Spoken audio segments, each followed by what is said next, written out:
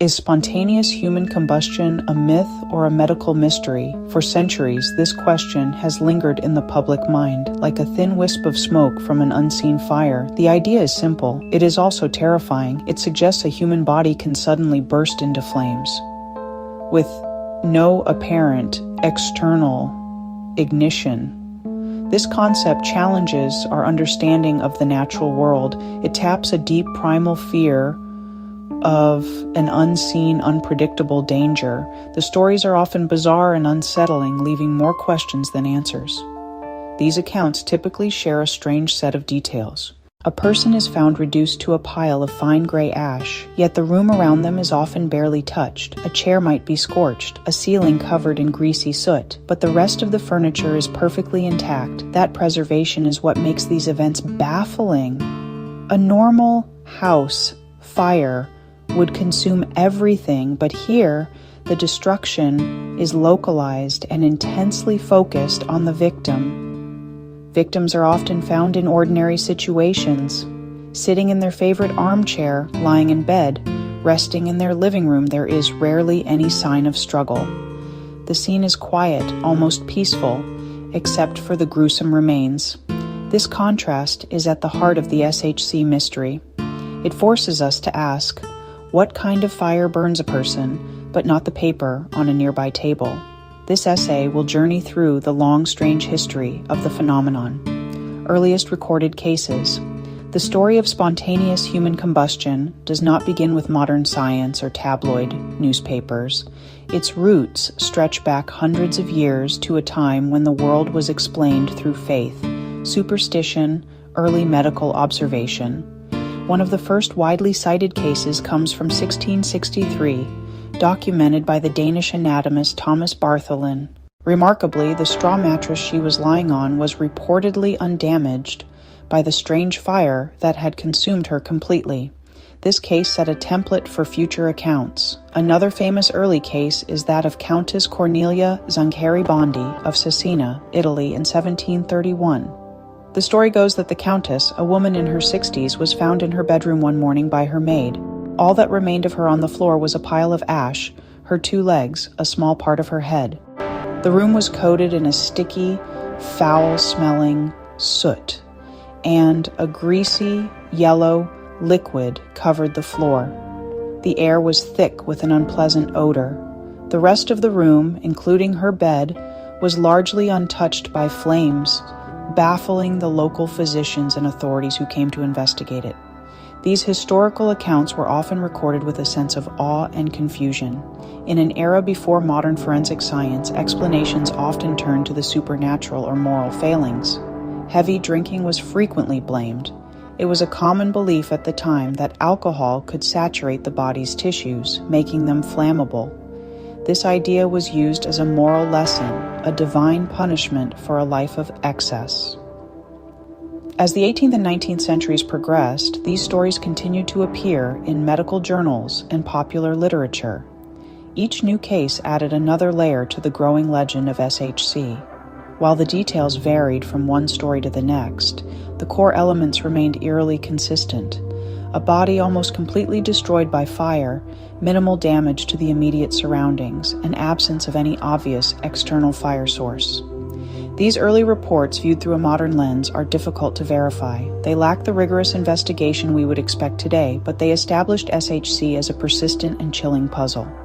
The mystery of spontaneous human combustion did not fade with the advent of the 20th century. In fact, the age of photography and more systematic investigation brought these strange events into sharper focus. While still rare, cases continued to be reported, each one adding to the perplexing file. One notable case was that of Dr. John Irving Bentley, a 92-year-old physician from Coudersport, Pennsylvania. In December 1966, a meter reader entered Dr. Bentley's home to check on him and discovered a bizarre scene. He found a large hole burned through the bathroom floor, and in the basement below, he found the doctor's lower leg and a pile of ashes. The fire that killed Dr. Bentley had been incredibly intense, yet it had been confined to a very small area. The rest of the bathroom was coated in smoke and soot, but it was not burned. The doctor's walker was standing right next to the hole in the floor, completely undamaged. The only things consumed were Dr. Bentley's body and a small section of the floorboards directly beneath him. Investigators were puzzled. How could a fire hot enough to burn a human body to ash not spread to the rest of the house? Another perplexing case occurred in 1980, involving a 73-year-old Welshman named Henry Thomas. He was found in his armchair in his council house in South Wales. His body was almost entirely incinerated, leaving behind only his skull and his lower legs, which were still inside his socks and trousers. The chair he was sitting in was also destroyed, but the fire had not spread. The rest of the room was covered in a thick, oily soot, but the carpet just a few feet away was untouched. The scene was so strange that the coroner, after reviewing all the evidence, recorded an open verdict, stating that death was due to burning. He admitted he had never seen anything like it. These 20th century cases are significant because they were often documented with photographs and in more detailed forensic reports. Yet, even with these modern tools, the events remain deeply mysterious to the public and even to some of the officials involved. The pattern was always the same. A human body is destroyed with an efficiency that seems to defy the normal behavior of fire. As forensic historian Dr. Mike Dash notes, what is unique to SHC is the sheer weirdness of the incineration. A heap of ash, while combustible objects just inches away are left intact. 40 Times, 1996. This persistent weirdness kept the mystery alive throughout the century. Perhaps no case in the history of spontaneous human combustion is as famous or as chilling as that of Mary Reeser. On the morning of July 2nd, 1951 in St. Petersburg, Florida, a landlady arrived at Mrs. Reeser's apartment to deliver a telegram. When she touched the doorknob, she found it was unusually hot to the touch. Alarmed, she called for help. When the door was finally forced open, a wave of hot air rushed out. Inside, investigators were met with a scene that would become legendary in the annals of the unexplained. The room was filled with a strange, greasy soot, but there was very little evidence of a major fire.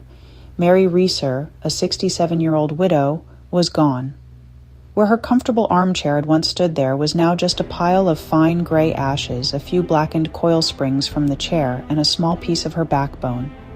Most bizarrely, among the ashes was her left foot still wearing its slipper, completely untouched by the fire. A nearby side table and a stack of newspapers on it were also undamaged. The only other signs of a fire were a patch of scorched carpet and a soot-covered ceiling. It was as if an incredibly hot, focused fire had incinerated Mrs. Reeser and her chair, leaving almost everything else in the room unharmed. The official investigation was stumped. The police and the FBI were called in to help make sense of the scene. The FBI report, written by Special Agent J. Edgar Hoover, considered several possibilities. They looked for evidence of flammable chemicals like gasoline, but found none. They considered that Mrs. Reeser, who was a known smoker and had taken sleeping pills the night before, might have fallen asleep with a lit cigarette. But could a single cigarette cause such complete and total destruction of a human body?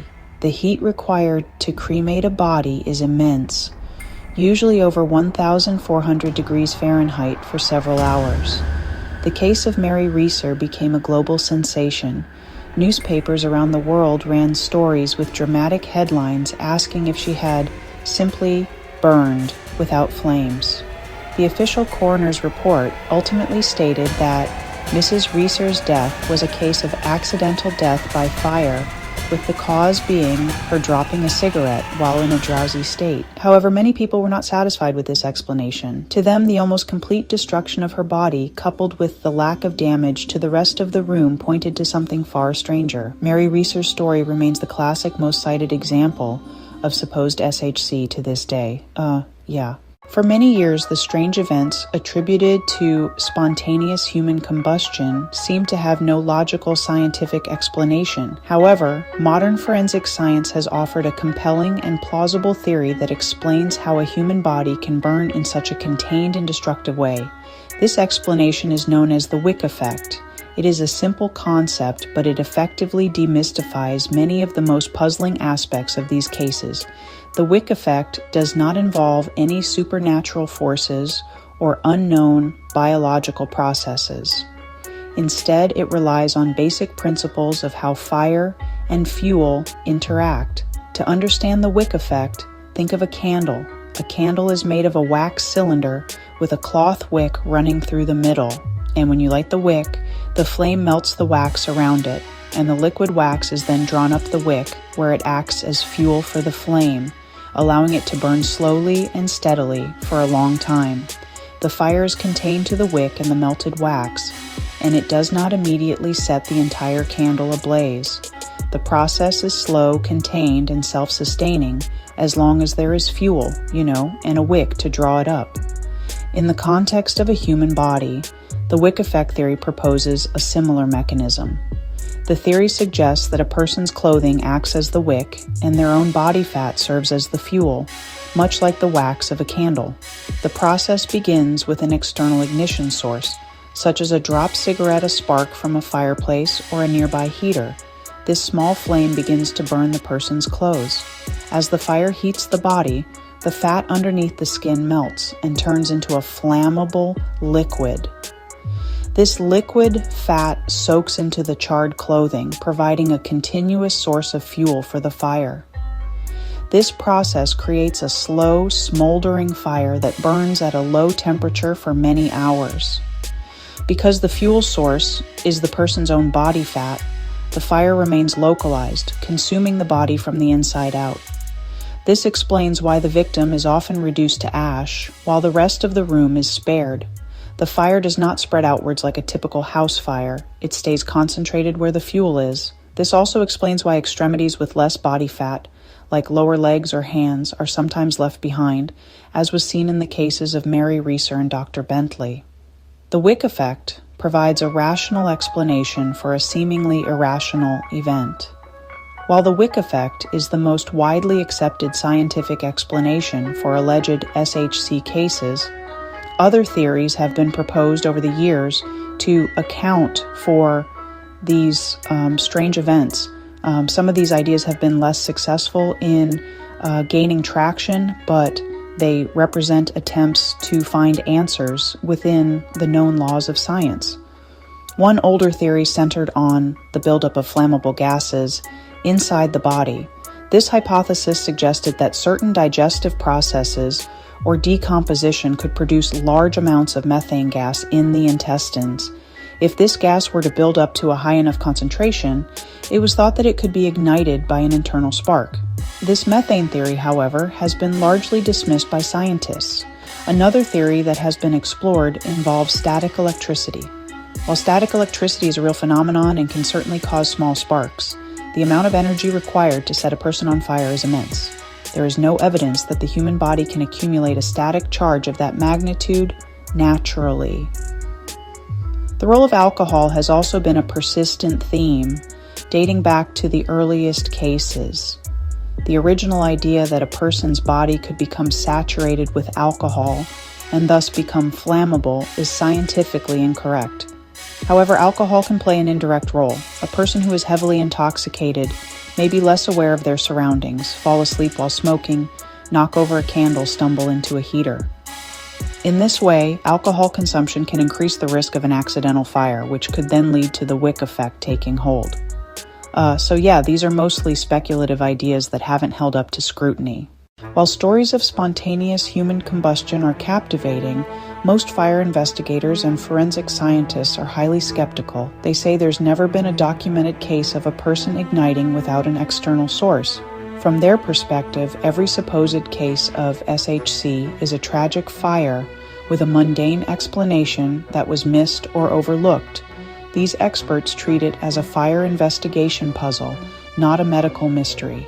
They look for the simple, logical cause that's almost always present. In nearly every classic SHC claim, a plausible ignition source is nearby. Victims are often elderly.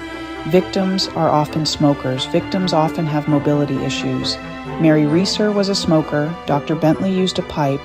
Henry Thomas was found near his fireplace. Skeptics say the likely scenario is accidental self-ignition of clothing.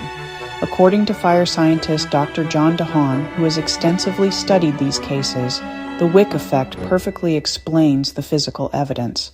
The body can be a self-sustaining fuel package. Once clothing ignites and fat melts into it, you get a candle effect. The fire stays localized, burns for hours at low temp, destroying the body, but not the room. Greasy soot on walls matches burning body fat. A slow, smoldering fire for 6 to 12 hours can consume bone and tissue. Bones don't turn to ash in a quick house fire because the fire moves on quickly. But prolonged heat makes bones brittle and they can crumble into ash. From this scientific view, there's no paranormal mystery. Spontaneous human combustion is a misinterpretation of evidence from a specific type of tragic accidental fire. The idea of spontaneous human combustion has had a powerful and lasting impact on our collective imagination. It is a story told and retold for centuries, appearing in literature, in sensationalist newspapers, and on our television screens. One famous literary depiction comes from Charles Dickens. In his 1853 novel Bleak House, he includes a character named Krook, a drunken junk dealer, who dies. Dickens calls it spontaneous combustion. Dickens's description is graphic and memorable. A room filled with soot. A greasy horror, only a pile of ash remaining. The inclusion sparked public debate. Dickens defended his choice, saying he'd researched the phenomenon and cited dozens of historical cases. That literary endorsement helped legitimize SHC, moving it from obscure medical journals into mainstream culture. The image Dickens painted stayed with readers for generations, making SHC feel plausible and terrifying. It became a symbol of hidden corruption burning out from within. In the 20th century, SHC became a tabloid favorite. In the 21st century, it continued on TV shows about the paranormal. These outlets sensationalize cases and downplay scientific explanations. Headlines scream about victims exploding or vanishing in flashes of light. That drama outshines the slow, smoldering wick effect. Shows like The X-Files featured SHC episodes. Unsolved Mysteries did too, portraying it as paranormal and baffling. This fascination reveals our relationship with fear and the unknown. SHC taps into the fear of the enemy within, our own bodies betraying us, a modern monster story that feels personal. As Dr. Cyril Wecht said, "The notion of a person just bursting into flames for no apparent reason is a terrifying thought, and people are drawn to terrifying thoughts." This mix of horror, mystery, and misunderstood science means SHC will likely continue to smolder in culture for years. The question of spontaneous human combustion sits at a fascinating crossroads: folklore, science, human psychology. On one side, centuries of eerie stories, eyewitness accounts, physical evidence that seems to defy explanation, tales of bodies reduced to ash in untouched rooms create a powerful myth. They suggest dark, unknown forces that strike without warning or reason. This taps into our deepest fears about vulnerability. On the other side, the calm, methodical voice of science. Forensic investigators, physicists, working to peel back myth and superstition, they point to a logical, evidence-based explanation. The wick effect. That theory turns the supernatural into a predictable chemical process. It explains localized burning, reduction to ash, and greasy soot at the scene. Science shows it's a misunderstanding of how fire behaves when body fat fuels it, yet SHC persists, partly because science is less dramatic than myth. A slow smolder from a dropped cigarette is mundane tragedy. A body suddenly aflame makes a better legend. The myth is simply a better story. A small sliver of uncertainty always remains. We can't go back to prove locked room cases from 1731 or 1951. That gap is where the myth lives on. Whether myth or mystery, spontaneous human combustion reminds us how fragile and flammable the human body can be.